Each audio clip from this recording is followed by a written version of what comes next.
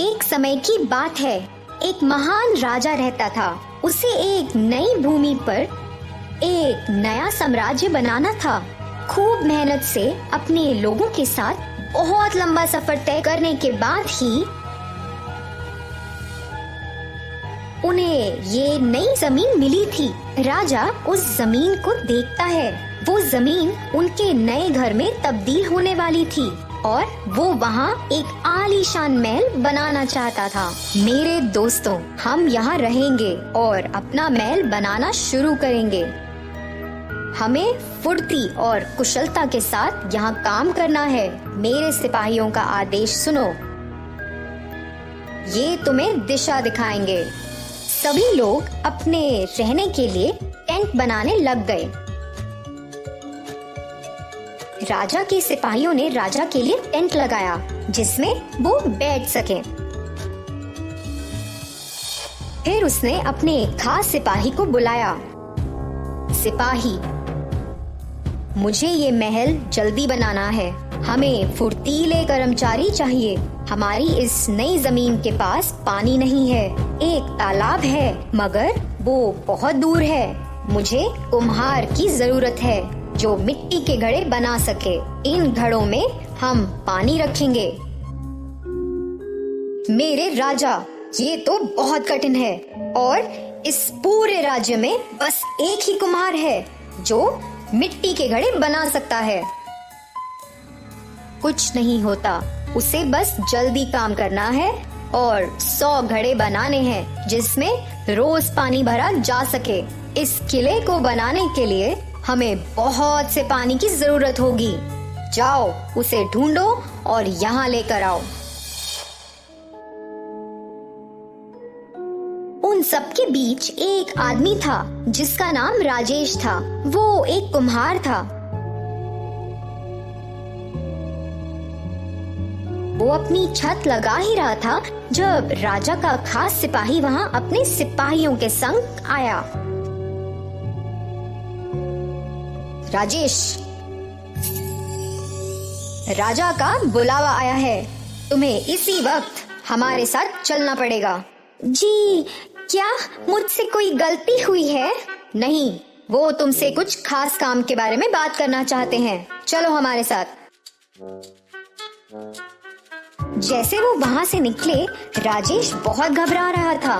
वो कभी भी राजा के सामने नहीं गया था और सोच में पड़ गया था कि राजा को उससे क्या काम है। वो तो एक आम कुम्हार था।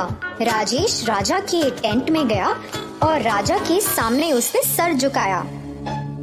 राजा जी, आपने मुझे बुलाया। मैं आपकी क्या सेवा कर सकता हूँ? मैंने सुना है कि तुम घड़े बनाते हो।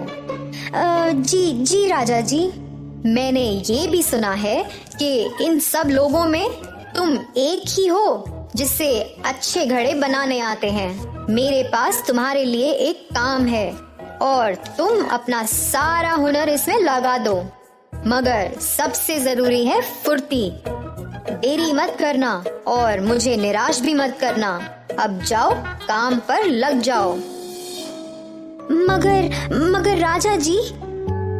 राजेश को टेंट के बाहर लेकर जाया गया और उसे अपना काम शुरू करना था। उसे बोलने का या अपनी चिंता प्रकट करने का मौका भी नहीं दिया गया। इसमें तो बहुत समय लगता क्योंकि वो अकेला था। उसने अपनी चिंता को भुलाकर घड़े बनाना शुरू किया। ये काम बहुत लंबा था।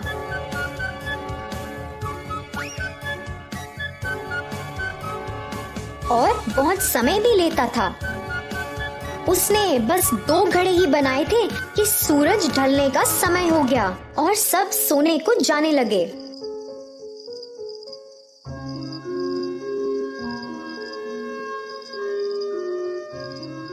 अगले दिन जैसे ही सुबह हुई, वो खास सिपाही राजेश के टेंट में गया। राजेश, जल्दी उठो।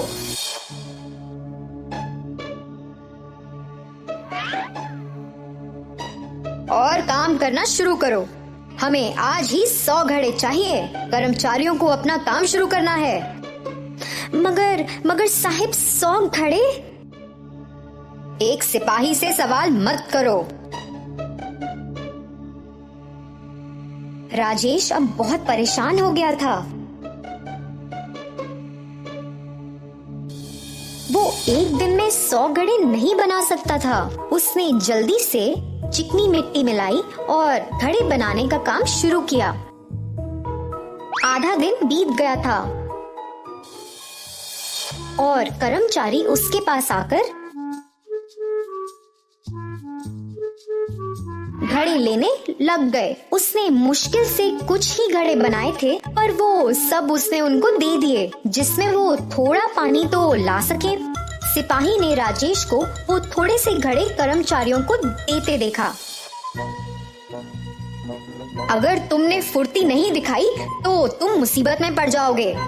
राजा ने तुम्हें हुक्म दिया है और तुमने अगर इसका पालन नहीं किया तो मैं स्वयं तुम्हें राजा के पास लेकर जाऊंगा। राजेश काम कर ही रहा था और सिपाही के वहाँ से जाने के बाद राजेश इतना गुस्सा हो गया कि उसने लाठी से बनाए हुए सभी घड़ों को स्वयं तोड़ने लगा। मुझे इन घड़ों से नफरत है। मैं 100 के 100 घड़े तोड़ दूंगा। राजा पास ही की एक पहाड़ी पर खड़ा था। वो सभी लोगों को देख रहा था और सोच रहा था कि उसका नया किला कैसा होगा। एक ही चीज खराब थी कि पानी का ठिकाना वहाँ से बहुत दूर था और राजा इस बात से बहुत परेशान था। उसने गुस्से से अपने नौकर को बुलाया। उस कुम्हार का क्या हुआ? वो इतना धीरे क्यों काम कर रहा है? राजा जी, वो अकेला ही है जिससे घड़े बनाने आते हैं। वो अकेले ही 100 घड़े बनाने की कोशिश कर रहा है, जिससे अपने कर्मचारी किला बनाना शुरू करें। उसके बिना कुछ काम नहीं हो पाएगा। आपके कर्मचारी तो उस तालाब से पानी भी नहीं ला पाएंगे। वो सुबह नहा भी नहीं सकते, खाना बनाकर खा भी नहीं सकते। यहाँ तक कि लोग अपने बच्चों का ख्याल कैसे रख पाएंगे? किले का तो छोड़िए राजा जी, पानी के बिना जीना भी मुश्किल है। राजा ने अपने नौकर की बात पर गौर फरमाया। उसने बाहर आसमान की ओर देखा और सोचा, हाँ, ये तो सच बोल रहा है। ऐसे तो कुछ नहीं हो पाएगा उस कुमार के बिना। वो तो इस राज्य के लिए सबसे जरूरी है। अगर उसने घड़े बनाना छोड़ दिया तो यहाँ सारा काम रुक जाएगा।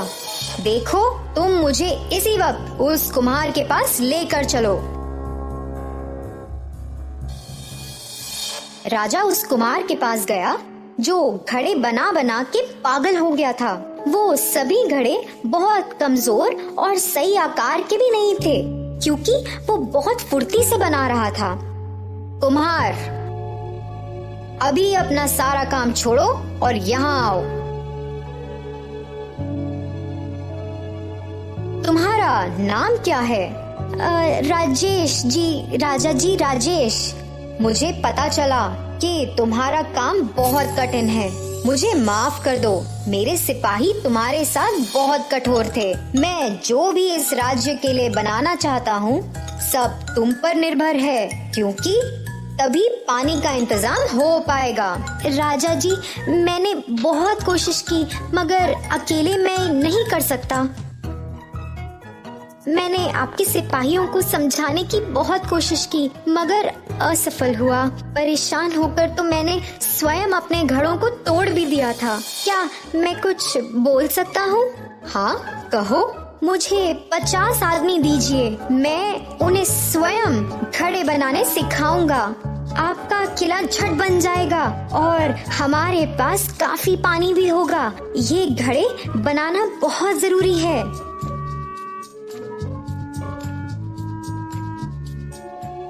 जल्द ही राजा ने 50 आदमियों को इकट्ठा करने का आदेश दिया।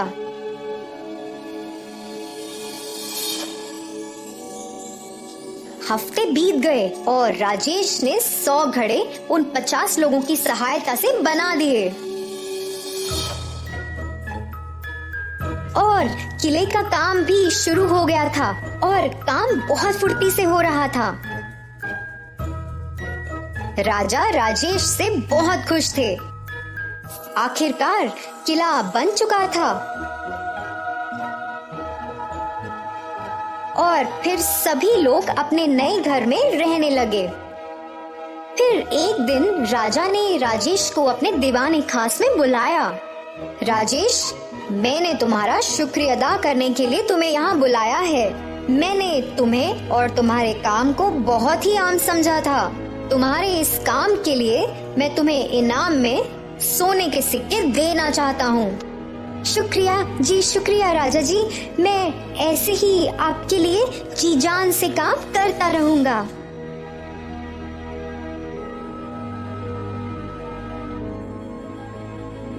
तो बच्चों, इस कहानी से हमें ये सीख मिलती है कि हमें हमेशा उन लोगों या चीजों को सबसे ज्यादा महत्व देना चाहिए जो हमारे लिए सबसे जरूरी है। धन्यवाद।